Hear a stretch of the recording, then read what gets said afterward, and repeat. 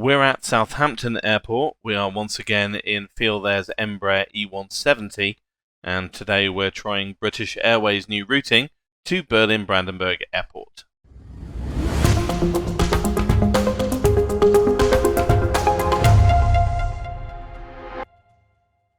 Hello and welcome back to the channel. Today you find me at Southampton Airport, which is an airport we've seen before on this channel, but not for a while.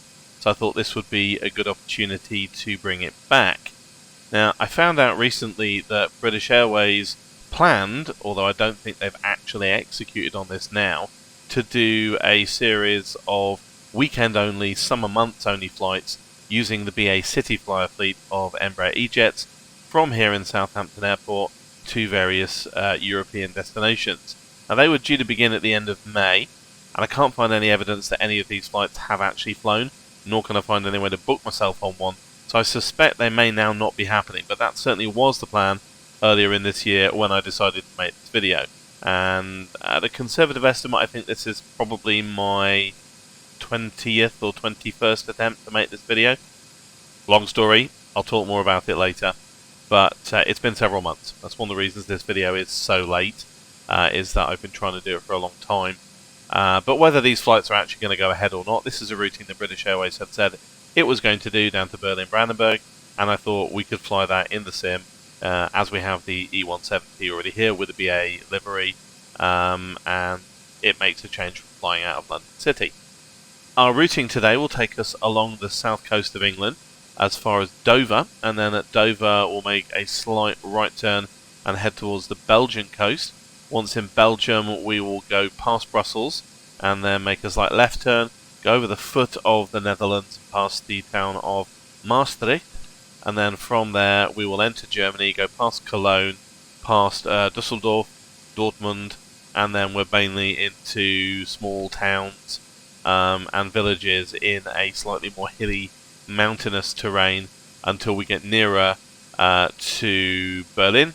And once we begin our descent into Berlin, we will go past a few other towns on the outskirts of Berlin and then hit Berlin proper. Berlin Brandenburg Airport is our destination today. Berlin Brandenburg, as you will probably know, is the new international airport for Berlin, which finally opened at the end of last year and replaced Berlin Tegel, which is now closed. We've been to Tegel before on the channel. We went in the Phenom 300 last year, but we've never been to Brandenburg, and in fact I only got the Brandenburg scenery a few months ago. Brandenburg Airport itself, as you may know, had, shall we say, some troubles opening, and I believe it's been sitting completed for maybe even more than a decade, waiting to open. I'm not entirely sure what the reasons for it not being able to open were. I believe they were regulatory or political or something along those lines. But it is now open. It is now the only major international airport in Berlin, and I thought it would be a good opportunity to go and have a look. The scenery is Aerosoft's Mega Airport Brandenburg. It's not the newest scenery. It's certainly not a Prepar3d v5 all singing all dancing PBR special. It is very much a V4 era airport, but it's still pretty good. And with the settings tweaked, I'm really quite happy with how it looks. Here we're at Orbex's Southampton Orbex EGHI, which I've had in the sim for years and years. And I don't think it's received any significant upgrade in that time. So it's still a great airport, but it's very much of a previous generation of Prepar3d airports. But with new airports so thin on the ground now because of the impact of the simulator that shall not be named, at least not till later on. It's getting very hard to find really new Prepar3d scenery anyway. So I frequently begin these videos with an apology for the length of time since the last video.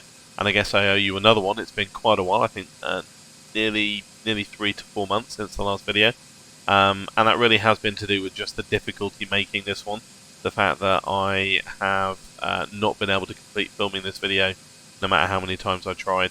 Lots of instability and problems in the sim, but also just, fluffing it up, to be brutally honest with you, and not having that much time to fly, because this is quite a long route.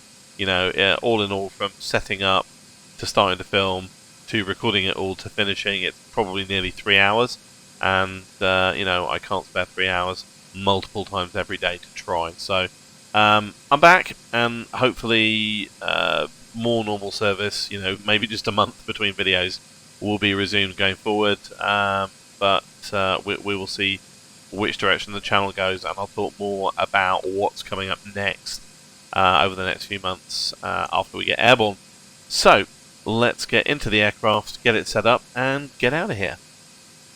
Okay, so here we are on the apron at stand 8. This is the west apron at Southampton, and we are in the shade of the clouds at the moment. That's why it's a little bit dark. It is a broken cloud day here in Southampton, but as we get going we should encounter clearer skies and hopefully good visibility for viewing the sites that we passed along the route here. Now this will be a two-part video as usual for these things, and to be honest I'm going to cut out most of the middle part, so I'm probably going to stop part 1 once we get to Dover and then pick up part 2 once we begin our descent into Berlin. The middle section is going to be mostly at altitude, cruising, and me talking about random stuff. And to be honest, I don't really have enough random stuff to talk about for what would be probably 3 hours worth of video. So what I will do though is I will record all of the simulator output during that intermediary period so that I can do a montage of places of interest, maybe at the end of this video, beginning of the next one, or maybe a bit on both. So we'll see how that goes. The other thing I thought I'd mention before we get into the aircraft and all the sun's come out is that I've changed the camera system. So I've moved from Easy Dock over to Chase Plane. Pretty straightforward reasoning there. Chase Plane stopped working for me. Now I know it does work with the latest version of P3D. We're currently running P3D version 5.2 hotfix 1, which at the time of filming is the very latest code. It does work with that, I know it does work with that, but for whatever reason it wasn't working for me, and to be honest I couldn't be bothered trying to fix it, so I resurrected Chase Plane, which I've had for a long time but never really got along with, and I was pleasantly surprised to find that it's improved pretty significantly and it now works for me a lot better. So, you know, I've now got a camera that actually moves a bit more realistically. You can go in and out. I can move away from the aircraft a little bit, as well as the usual kind of gimbaling and up and down functionality that I could do before. And Chase Plane gives me something I've not had before in the sim, which is the cinematic view. If you're not familiar with that, this is what a cinematic view looks like. So camera positions itself somewhere around the aircraft and then does some kind of pan, essentially I think at random, so you get nearer and closer. It does adjust to the flying what am I looking for? To the segment of the flight. I'm missing a word. I can't think what it is. Let's not worry about that. But yeah, it depends on the part of the flight that you're in. So when you're on the ground, views will all be up of the aircraft, but once you get into the air, it will start adding in flyby views, chase views, etc. And you can see it's changing the view every 30 seconds by default, but I can change it when I want to by pressing a button. So now we've got kind of a drone cam view here. You can see the trains pulling into the station, the cars in the car park. This is very nice scenery, I have to say. Although those trains are a bit boxy and they're also very out of date in terms of livery. That is a Southern train, but Southern hasn't operated this route for a long time. And more views like this, and this, and this. And you can bet you'll be seeing a lot of these later because I really like this camera.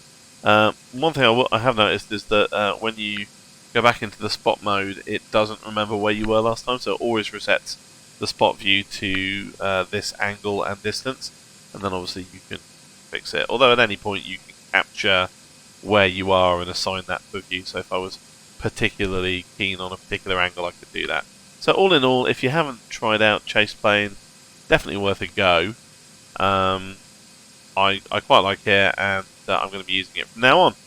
Anyway, enough talking about cameras. Let's get in the aircraft, and we'll get set up and get on with loading our fuel, our catering, and our passengers.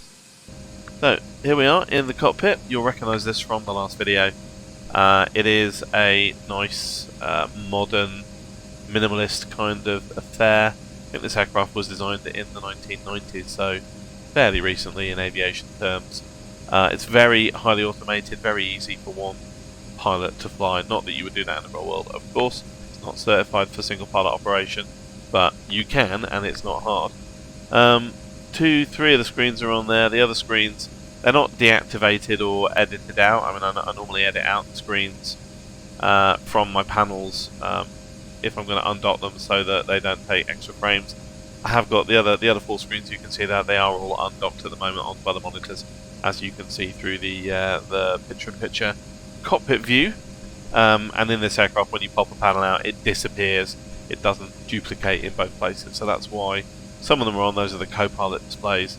I probably could, actively delete them, but it doesn't seem to save any FPS to do so. So I'm not too worried about it. Right, let's get into the captain's chair.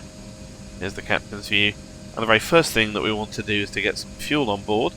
So I shall request refueling from GSX. There we go. And while the fuel is turning up, let's have a listen to the ATIS. Echo Golf Hotel India Airport information Echo 0920 Zulu weather wind 190 at 4 visibility 10,000 sky condition 3,400 scatter temperature 2.15 QNH 1013 advise on initial contact that you have information Echo.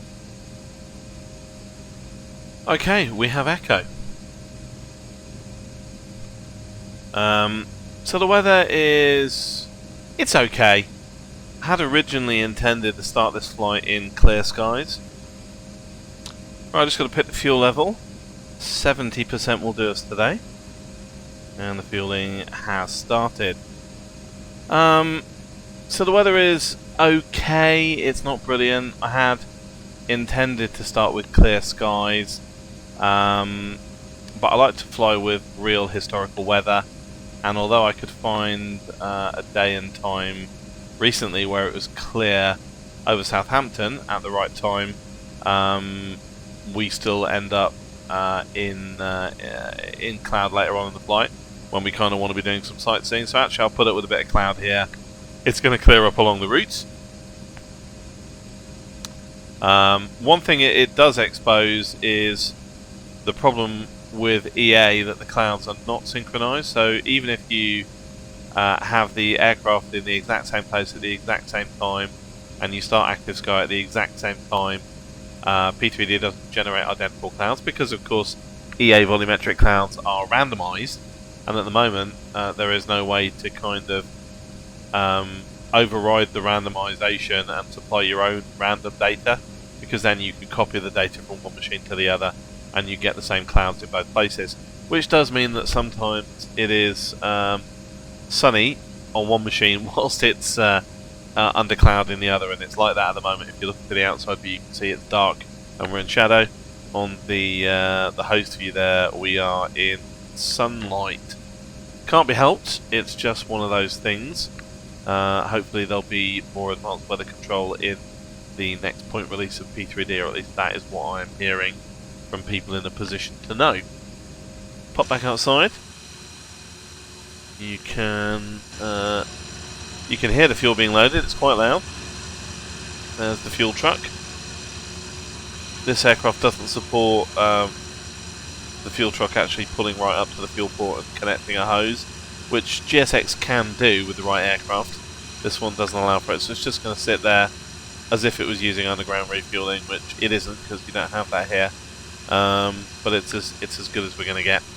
And whilst all of that is happening, let's get back into the cockpit, let's bring up the instruments. We need to get started with setting up the MCDU, etc. And in order to do that, I need to get my clearance. So next thing to do is to get clearance from clearance delivery. Clearance delivery, Speedbird 90321 with ATIS request clearance.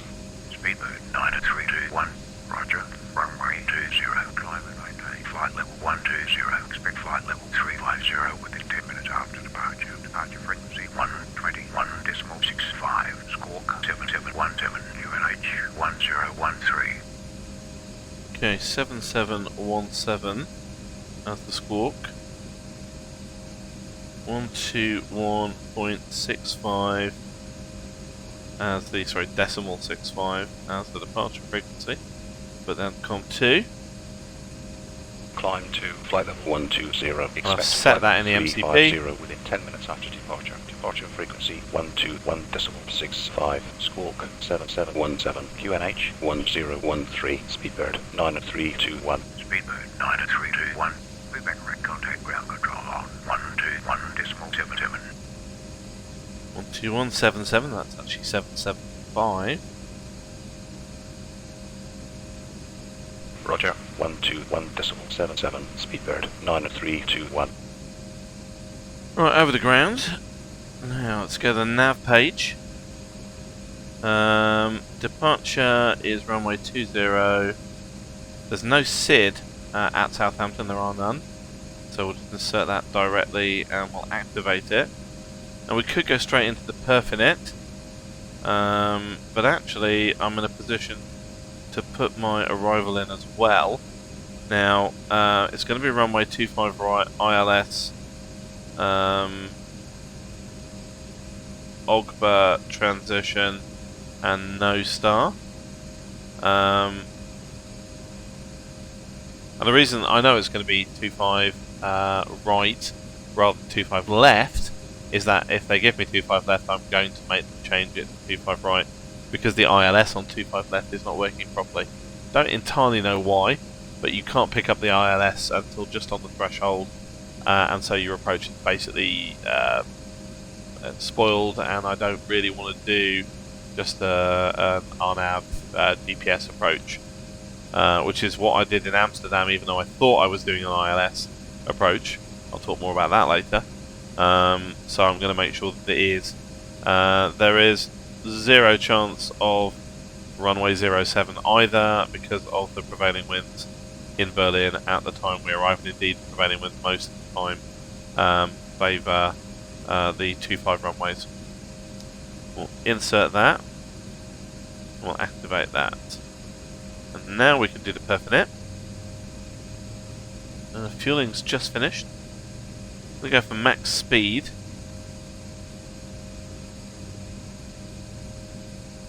Fuel reserve 150 kilos. Transition altitude outbound is going to be 6,000 feet. Remember, in Europe, the transition is set per airport. So here it's 6,000 feet. Initial cruise altitude. I don't know whether you're supposed to put 12,000 feet in here, which is what you told me to climb to, and then go further. But it doesn't seem to work the way I'd expect. So I'm going to put 350 in here, and then I'm going to put the cruise wind in at 350 as well, which Active Sky will tell me 184 at 20. Let me double check those winds at EDDB. Yeah, 120 at 6. So, actually, might I get runway 07? Yes, I might. Oh, yeah. Yeah, look, it's saying expect runway 07L. Ooh, that disrupts my plan slightly. Alright, okay. In case you're wondering why I'm that badly prepared, it's because I've literally just changed the date of this flight to get different weather. So I was flying on a different day, and that was definitely a runway 25 kind of situation. Alright, well that will be interesting, because that'll be, yeah, I'm not used to those approaches at all. Oh well, I guess it'll be fun. 184 at 20 is the average cruise winds at altitude at 350. Zero fuel weight, I also need to look up.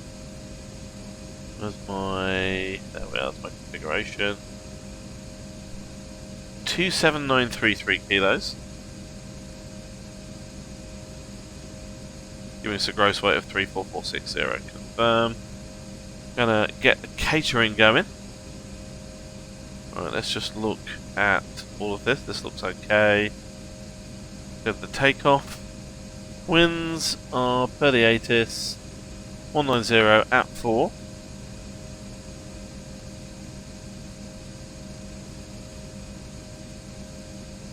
Nothing to worry about in terms of crosswind there. And that way, our takeoff speeds are going to be 117 V1, 120 rotate, 125 V2, 195 VFS.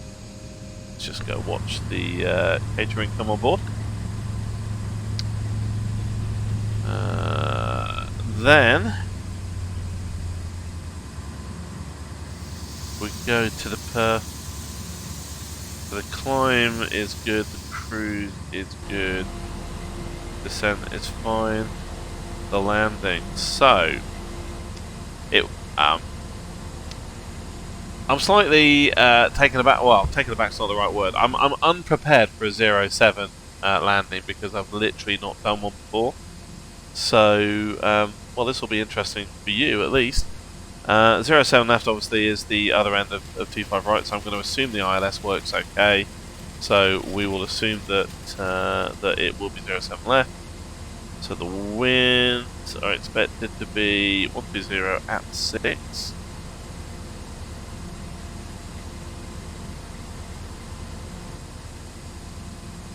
Giving us a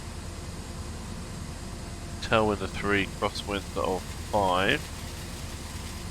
That means that the VAC will be 150 knots. The VREF at this weight will be 126.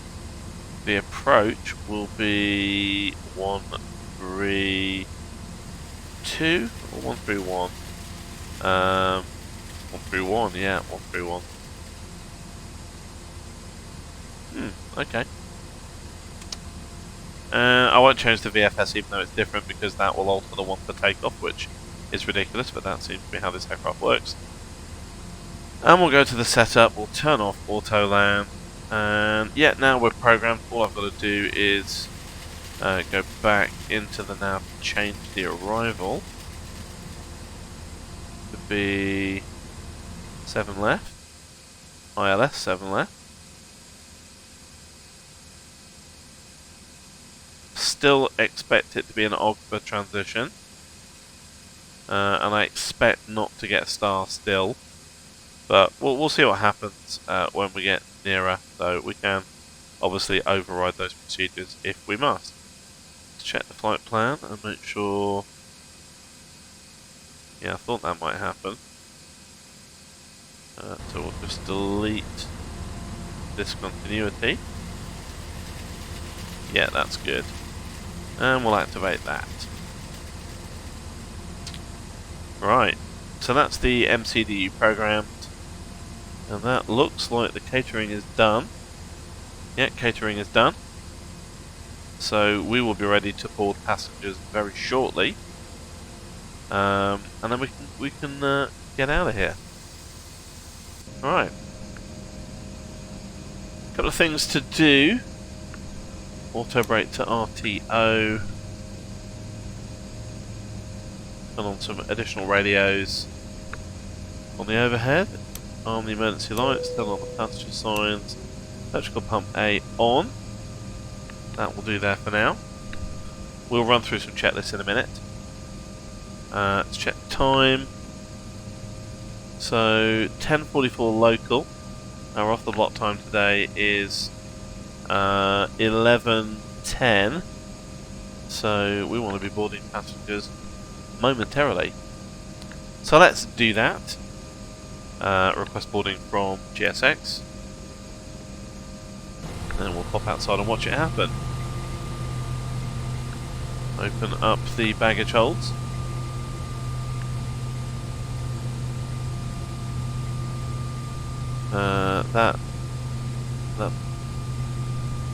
Yeah, I was going to say he will drive straight through the other vehicles there. I might need to edit the positioning for GSX a little bit. All right, so the crew bus will rock up momentarily and disgorge the crew. I do wish, by the way, GSX would allow you to board the crew separately and earlier, and then board passengers afterwards, because that's rather more realistic. But it doesn't. I don't know if they'll ever add that feature. So unfortunately we've got to watch the flight crew who, in my imaginary world, have been sitting in this aircraft for the last half an hour, getting on board. Although you could say maybe a flight engineer is in there preparing the aircraft, and now the crew will come in. But then it would normally be the flight crew that would do the programming of the autopilot, etc. But then, you know, typically they would do it. Well, would they do it before the passengers come on board? I don't know. I'm not really familiar with the whole turnaround schedule thing.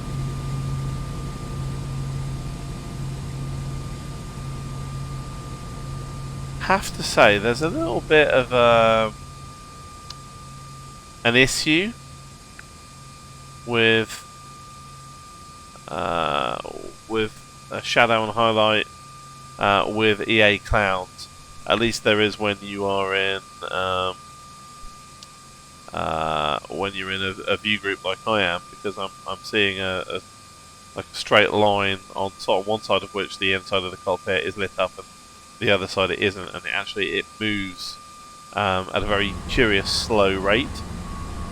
Again, it really can't be helped, it's just the way these things work, but it is a little bit immersion breaking. What are you going to do about it? Well, not a lot. Alright, so here come the flight attendants.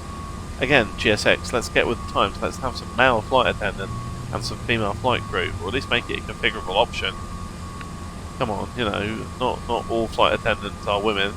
You know, the cabin crew is mixed, and so's the flight crew, and there are a lot of female pilots and first officers these days, and rightly so.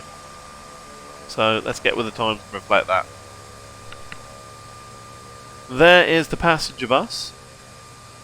When the passenger bus gets near enough to the aircraft, I will turn on the fasten seatbelt sign, and that will trigger some audio, including this video's boarding music, which I will shut up and let you listen to. So let's just adjust the camera so we find a good view.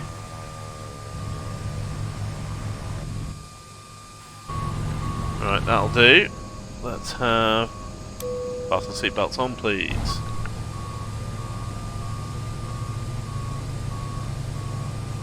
And now I'll shut up for a bit.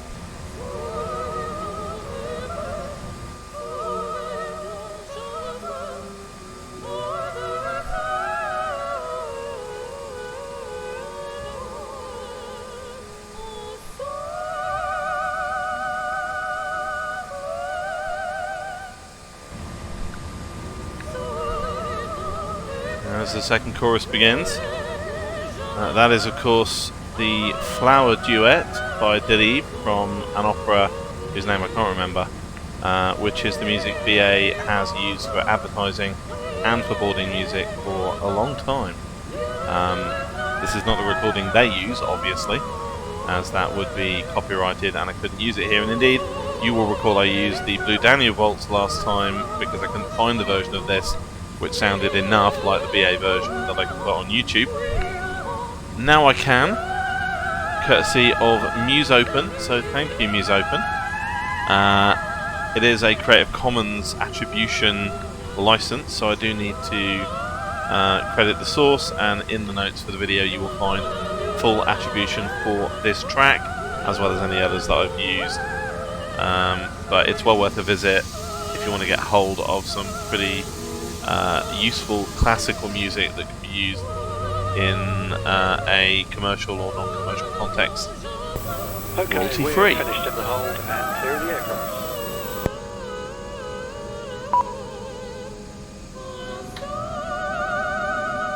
And we will shut all the doors.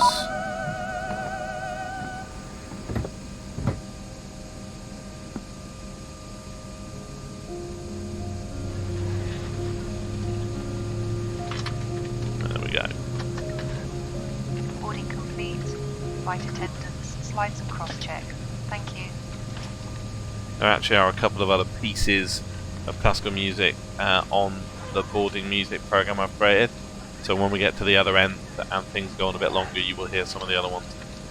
They're all well-known pieces, but those are ones that I can get from my usual music library, whereas I needed to go to MuseOpen for the Flower Duet. Alright, passengers are all on board. The aircraft is buttoned up, the stairs are withdrawn, and we are going to be ready for pushback and departure fairly soon, but there are a few things that we need to do between now and then. So, first of all, let's get the flight director on, well, both flight directors, and then let's arm the auto throttle, or arm the VNAV. That's runway 20, so I'm going to set a heading in the MCP. Don't know if they actually call it an MCP on the Embraers, probably not, but I'm calling it the MCP. I'm going to set that to 200 heading. There we go, and arm the heading select, and we'll fly runway heading until we are vectored by ATC. And speed mode goes to FMS, 200 knots initial speed setting. And yeah, that's all we need to do there. Now let's run through some checklists before we call up and ask for pushback departure.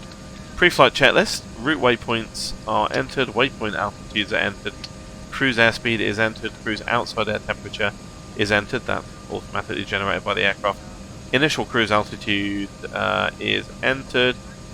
Well, yeah, but it's the same as the final cruise altitude.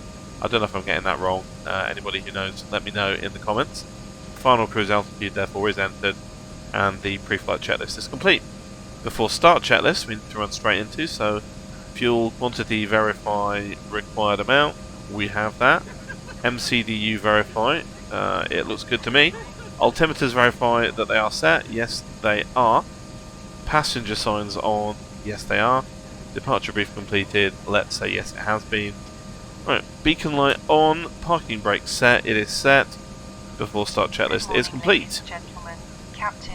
Right, let's ask for pushback and departure. Speedbird 90321. Start up and pushback, sorry. Speedbird 90321. Start up and pushback. Thank you. Speedbird 90321. Alright, before I can call GSX, we need to go through the engine startup checklist, or at least as far as the APU start. Until we have the APU started, we can't disconnect the ground power, so we need to go to that overhead panel for that. AC power is auto, TRU 1 and 2 are auto, TRU ESS is auto, nav lights go on, APU start. Alright, now keep an eye on the ICAS, far to the right there, and look at the numbers in yellow. That's the APU starting. When it started, we'll get a notification that the APU bleed valve is open, and at that point we can continue with the checklist, and then we can get GSX on the case of pushing us back. ground. Please pay attention to 652. flight Clear of the attendants. runway. Request First taxi of all, we departure. demonstrate how to 652, fasten and taxi unfasten via your Alpha seatbelt. 2 gate 14. If Via there is a Alpha loss of 2 cabin gate pressure, Now, 14652. oxygen masks something will I didn't drop mention from the cabin seat. on my That how to happens, automate put GSX one of the video masks towards you was and press the opening firmly over that your with nose and pushback, mouth. if you're using Then Wideview, assist any and children I imagine this travelling probably with also you. applies to Opus Your FSI if you life have it, jacket is under but if you're your using seat. Wideview, Please observe the sometimes following if you push demonstration. back with Wideview Pull enabled, the life jacket over the your head. GSX Attach the on your straps to the client hook in machine or front. machines Then pull the will belt not pick up the until it is aircraft tight. moving, and they will stay Just in before you place, leave the and you aircraft, won't get a proper pull these pushback. red tabs to inflate And your so what I was jacket. doing was I was If turning off necessary, use the rubber Wideview tubes before to the inflate pushback and it. turning it on afterwards. Should you I'm not leave doing the that anymore, aircraft but that's through an because I emergency am exit over the currently wings, not do remoting not GSX inflate your anymore. jacket until you I'm have left running the some aircraft. traffic sync This small software signal lamp other than lights traffic, up on contact with the the water when Widetraffic, you pull sorry, the plug out of the and that battery. actually You'll find an also information automates the card GSX explaining ground all vehicles. safety instructions So I'm seeing the in GSX the vehicles, pocket but in I'm front not of you. running GSX Please on the take client machine. particular note It's of the here, it's location installed, of the 8 emergency but exits, I'm which not are all actually identified by the using word it. So exit. that's also going Illuminated to escape create a little bit path of fun markings will at the guide other you end to when we these get to the exits. gate, and I And want to please extend keep the in mind that jetway the next available because exit might this be package behind doesn't you. automate the jetway, If you so have I any will need further to questions, manually please do not hesitate to activate ask the one of your jetway flight on the other attendants. machine. Ladies and So that'll be slightly gentlemen, fiddly. we are now I'm ready trying to for find a way to takeoff. completely automate it, and if I do, then I'll document that in a future video. And to be honest, I might revert to Widetraffic anyway, because to be honest, whilst this software is pretty good, its animation, particularly of the ground vehicles, is not great. Right, so we're cleared for startup and pushback. The APU has started, the bleed valve is open. Passengers are now all sat down, I would hope. We'll get confirmation from the cabin crew shortly. Right, continue the startup checklist. Displays on, verify, check, all displays that we need are on. Engine 1 and 2 ignition to auto. They are. Thank you very much.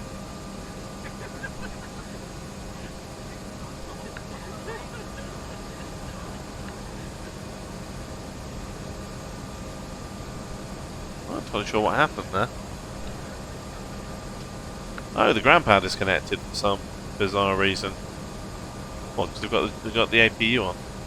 Yeah, what am I talking? Honestly, sometimes I do talk an awful lot of rubbish.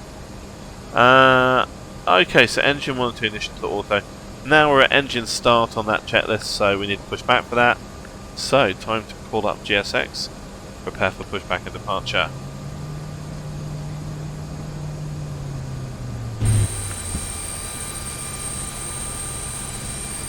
Ooh, there's an already AI aircraft at stand number 7. Hello, Captain. We are ready for pushback.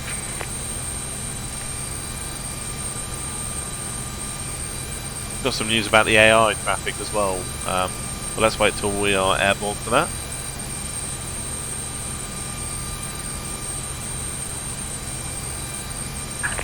Locking gear.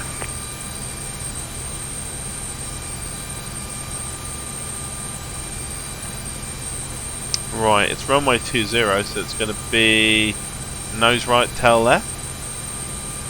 We could do it both ways actually, but that's the right way to do it. Pro ATC is not going to tell me, so okay, nose right, tail left. Departure check completed. Bypass pin inserted. Release parking brakes. Released. Commencing push. All engines clear. Start at will. Alright, we are moving down to the FMS. You've seen this before, so I'm not going to go into any great detail, but I am going to start number 2, and you can watch the ICAS, watch the N2 get up to 21%, and then I'll inject some fuel.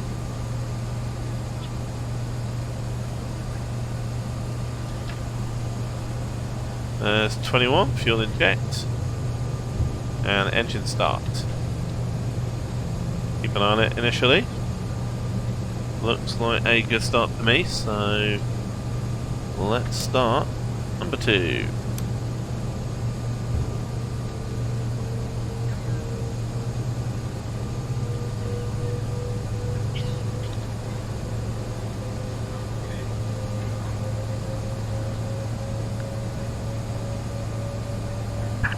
Set parking brakes. Parking brakes are set. Waiting your confirmation for Jet good fuel, start. engine 1. Engine number 1 is starting. Computer says flight control test in progress. That means it thinks we're good. So I'll confirm good engine start.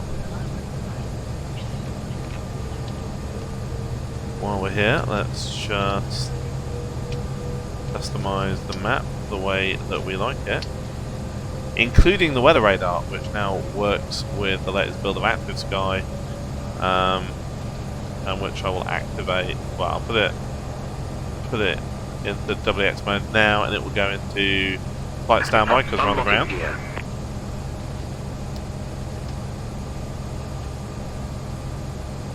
Tow truck disconnected.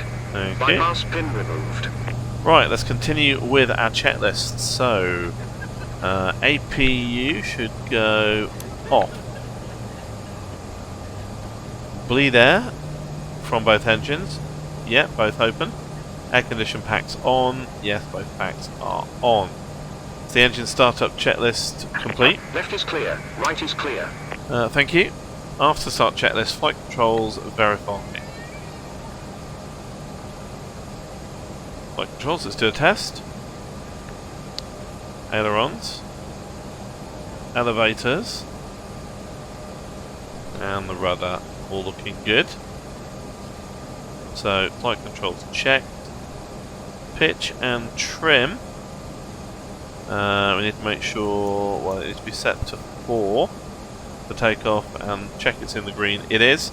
Takeoff data verify. Yeah, it's fine. Nothing's changed about the weight. ICAS check. Yep, all good. Shoulder harness, we don't have one. There goes the APU. Flaps verify set. Let's set flaps 4. Flaps 4 rather than flaps 2. The runway's just not long enough for a flaps 2 departure. It's longer than London City, but it's not that long. After start checklist is complete. Right, let's do the taxi checklist as well. Brake temp green, yeah, all 4. Takeoff briefing complete, yes it is. Taxi checklist is complete. Alright, we are good.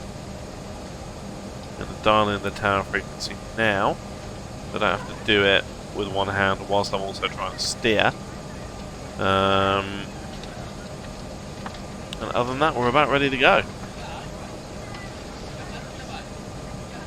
Turn on map mode. Right then, we're ready for taxi. Let's ask for it. Speedbird 90321, request taxi. Speedbird 90321. Taxi via Bravo to runway 20.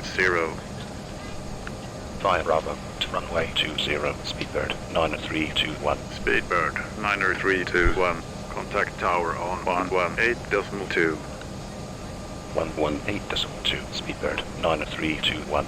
Alright, taxi lights on. Pitot heat goes on. Everything else is good. We are ready for taxi. So as I was about to say, normally I turn the cockpit lights off at this point because they represent the dome lights. And you wouldn't have the dome lights on during the flight, obviously. If I turn them off, it will also turn off all the instrumentation lighting. And I think you probably could have those on in flight. Basically, I don't have enough. I don't have enough lighting system yet. So I'm going to turn them off anyway. Not that it's like a night takeoff or anything. And that will make things a little bit darker for you, but not majorly. All right then. Let's have the parking brake off and put in some thrust. So we get moving.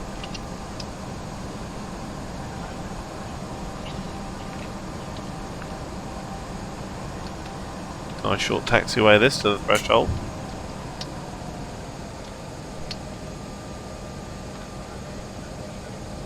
Few little stutters. Still trying to get the right performance.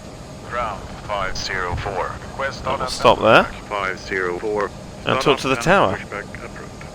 Approved 504. Right, over to tower. Tower, Speedbird 90321, holding short of runway 20, request departure. Speedbird 90321, line up runway 20. lining up runway 20, Speedbird 9 Strobes on.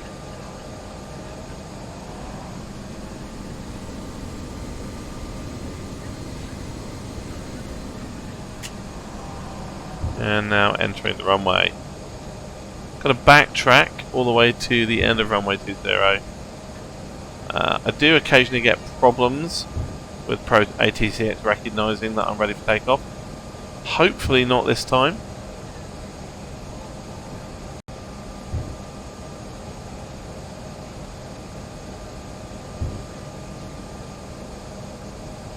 Yeah, there's the edge of that cloud shadow again. It's just a straight edge, and it's not animating smoothly at all.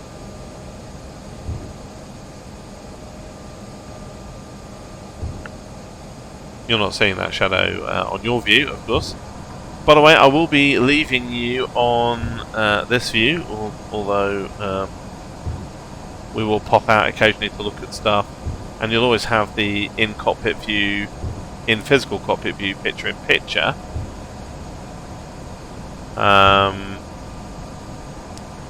Because as I mentioned in the last video, there's really no, if I use the physical cockpit view as my main view, it just doesn't there's no way I can really convey the sense of what it's like to have the 180-degree wraparound view within a camera view that makes sense to you, because the angles are all wrong. So easier and better for you to see this view. Got exactly the same graphical settings as my outside view. Not to slow down for the turn. And here's the turning circle.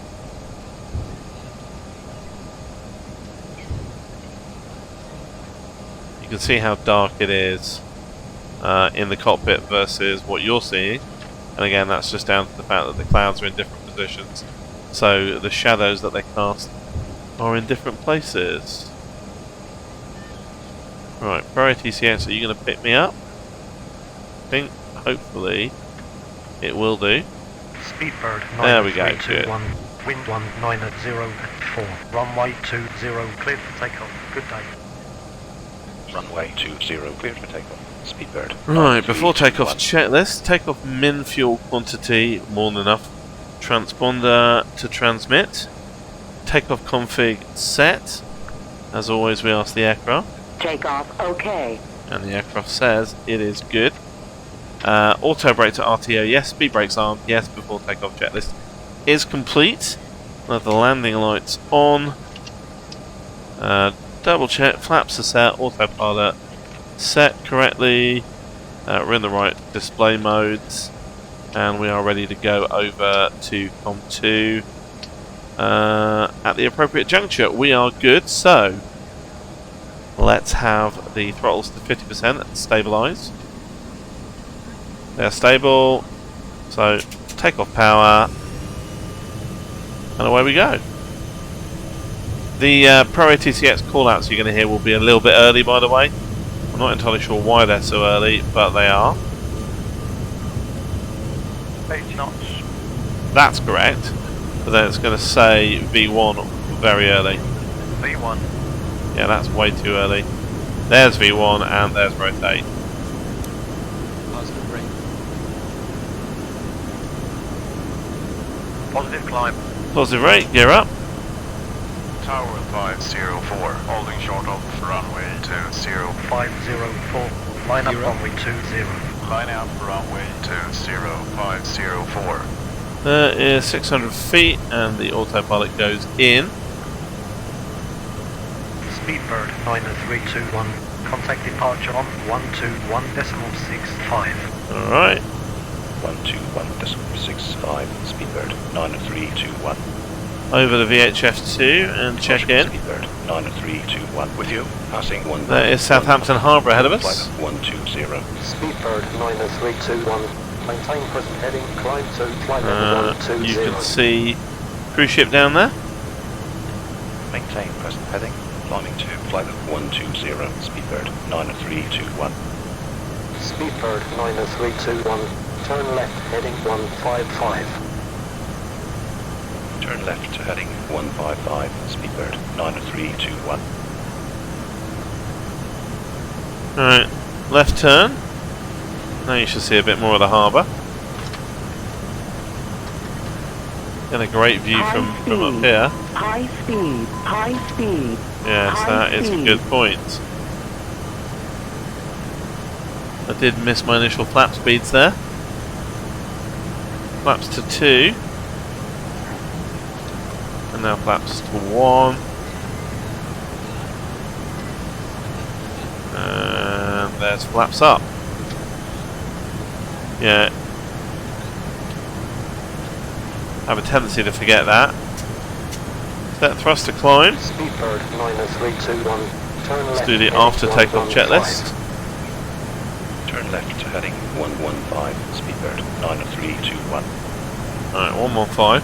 Landing gear is up, flaps are up, climb thrust is set, after takeoff checklist is complete. Ladies and gentlemen, please remain seated with your seatbelt Gonna give you the coastline here. until the seatbelt fastening sign in front of you has been switched off. We also remind you Unfortunately, that as we go up, the haze is going to take over a bit. lavatories is strictly All and sundry do think that the current EA visibility haze is a bit of a problem. And I definitely agree with them. But that's how P3D currently works, so what are you going to do? Right, we're now pretty much in the cloud. Transition altitude is coming up shortly.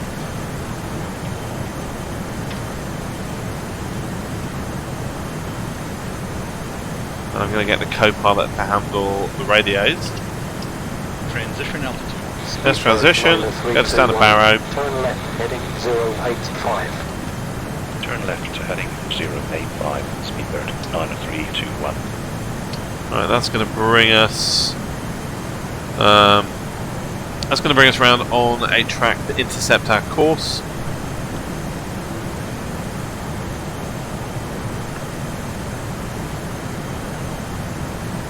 I was going to have a look at the Isle of Wight, which we're passing at the moment, but I don't think we'll see much through the cloud. But what the hell, let's pop out and check. Okay, so that is the Isle of Wight that you can see actually, behind us there. If you watched my... Climb and maintain flight level 270.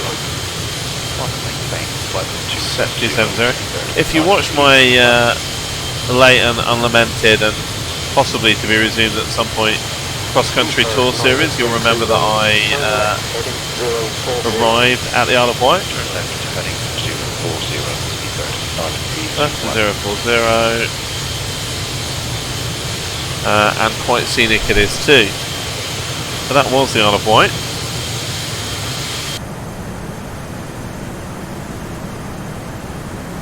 Must remember actually when I go to an outside view to actually drop the instruments, because when you don't, it's a slightly awkward view. Wish there was a way to do that automatically. So there's the moon. Alright, well we're above the cloud layer. It's low level cloud, there's no higher cloud layers. Speedbird 90321, turn to heading 020. Heading 020, speedbird 90321.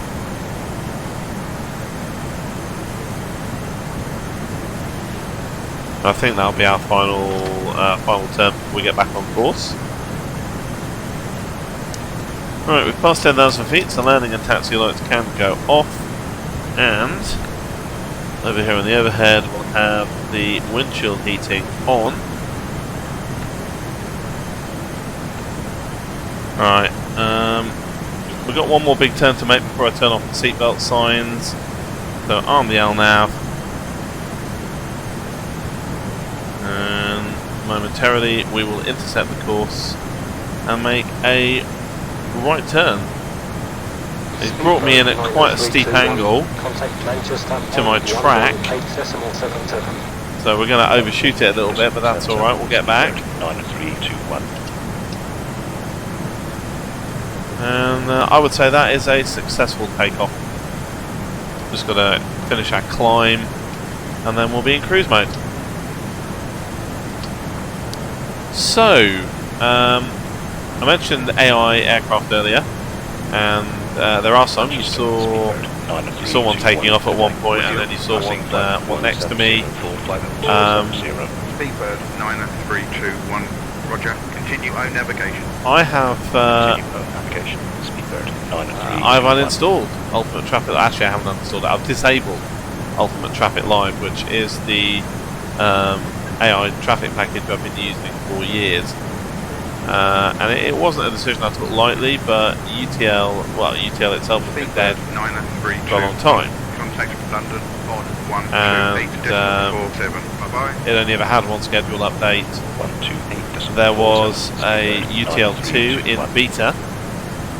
The beta, after literally years of silence, there was suddenly a UTL2 beta, and then the beta became available October last year. There was another beta release, I think, a few weeks after that, and then it went back to complete radio silence. 321, good day. With you, passing flight level 200, forward flight level 270. Speedbird 9321, contact centre controller 128.47. 128. Not radio handoffs there. Speedbird 9321. Speedbird 9321, roger. Continue own navigation. Continue own navigation. Speedbird 9321. But UTL2 went complete radio silence, and I believe it still is. I mean, I checked the forums a couple of weeks ago, and there was still zero news. Everybody was pretty unhappy about it. There is some suggestion that the developer, and it is just a solo developer, is having health issues. Probably all I'm willing to say on a video like this, and if that's the case, then obviously I've filtered the guy, and I hope the situation improves. But when you're waiting on an update for a product, and what really crystallised it for me was the fact I wanted to fly into Brandenburg, and there's zero traffic to or from Brandenburg in the UTL Live schedule, because unsurprisingly Brandenburg was not open when that schedule was made. So I have moved to the Alpha India Group's AI Manager one-click installer and traffic controller setup, and I have to say I'm pretty happy with it. Let's just turn off the fasten seatbelt sign. I just realised I forgot to lock the cockpit. That's in breach of regulations. Speedbird 9321, flight level 350. There we go.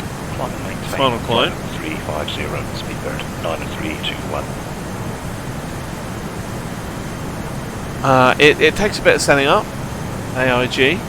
It is not the most intuitive, it's clearly software written by programmers, but as a programmer myself, I'm okay with that.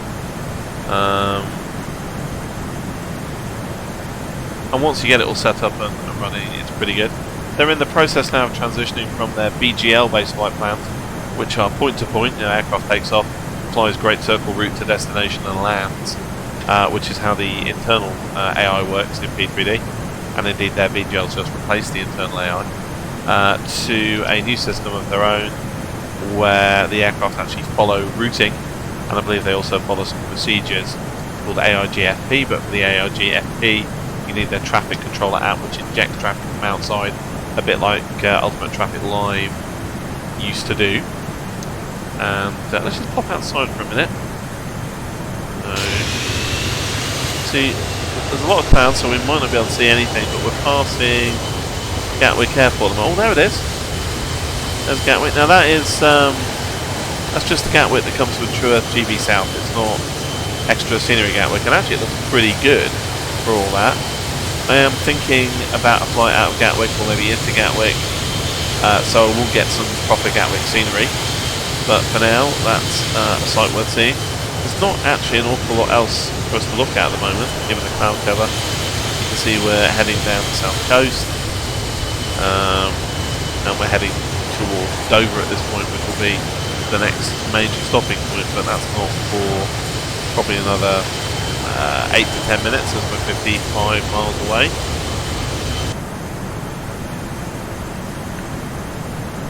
So I have the traffic controller running.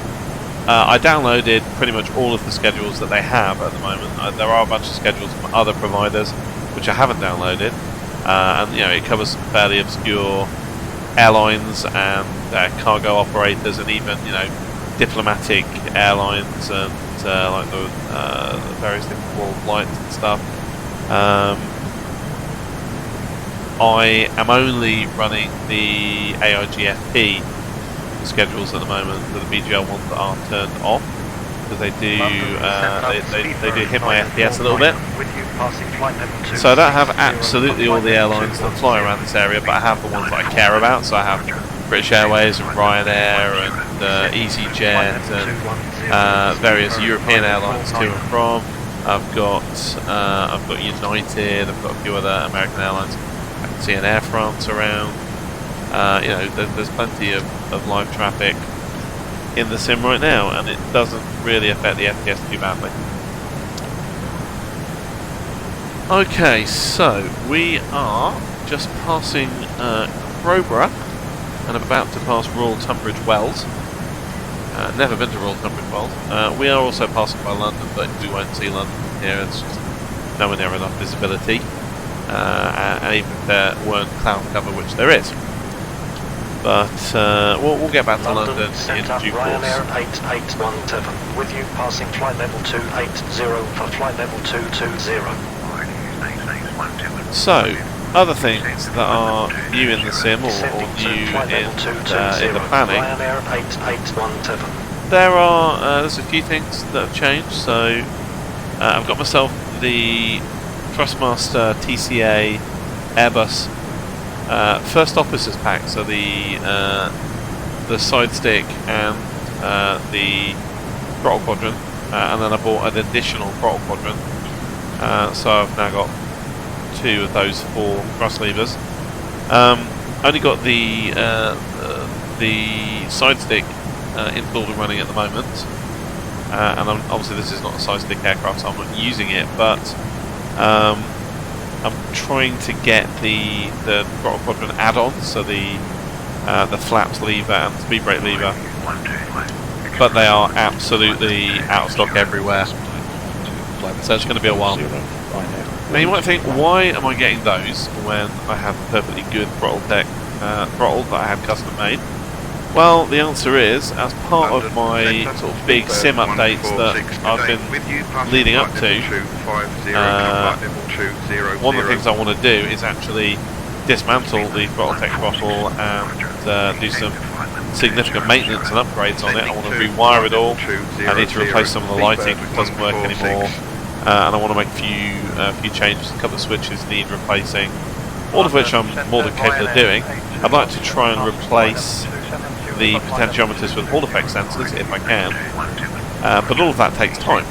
You know, dismantling it and putting it back together is going to take quite a bit of time, so I wanted to have a reasonable replacement. So what I will do is I'll use the same pedestal structure, but I'll create like a top for it, which allows me to put the TCA throttle quadrants into it, and in fact I shall make multiple templates, so I can fly with a single quadrant for 2 engine and 2 for 4 engine, but that all relies on me getting the add-ons as well to replace my flaps and speed brake levers, and then I can fly with those for a few months whilst I repair throttle tech, and then they just stay in the background if I ever need a replacement, which you'll notice if the throttle tech breaks down or whatever.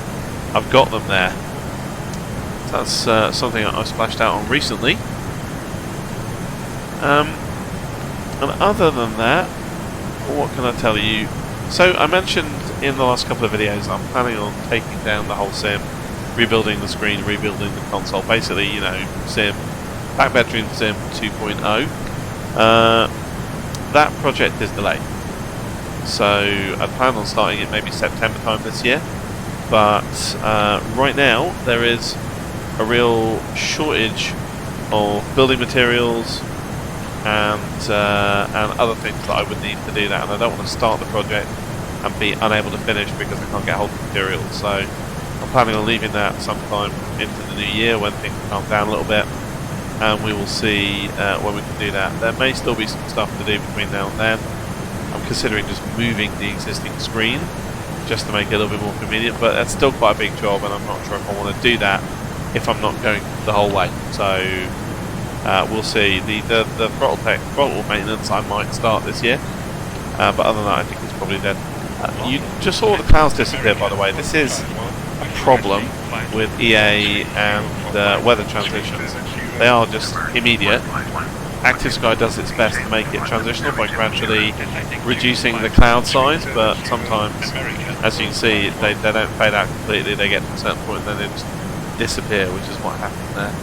But you know, it's the EA is still better, I think, than the alternative. But look at the haze. That is really serious haze. More haze, I think, than Rayleigh scattering. I don't know, it seems unrealistic to me based on my flying. But I don't know what you guys think. But I'm hoping that they'll give you a way to tweak that in the future. Right, we are approaching Dover. And that is where I said I was going to end part 1 of the video. So I will be true to my word and stop it. And then we'll head out across the channel towards Belgium. And as I say, I'll keep filming, keep recording the sim output. And give you some kind of montage of what happens next, and then we'll pick it up part 2 as we begin our descent into Brandenburg.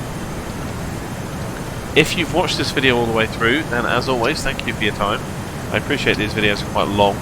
The YouTube algorithm is not kind on long form content, although if you do it consistently, I think it starts to approve of you a bit more, which is why I try and keep the videos roughly the same sort of length. But if you only watched for a little while, then again, thank you. All watch time is appreciated.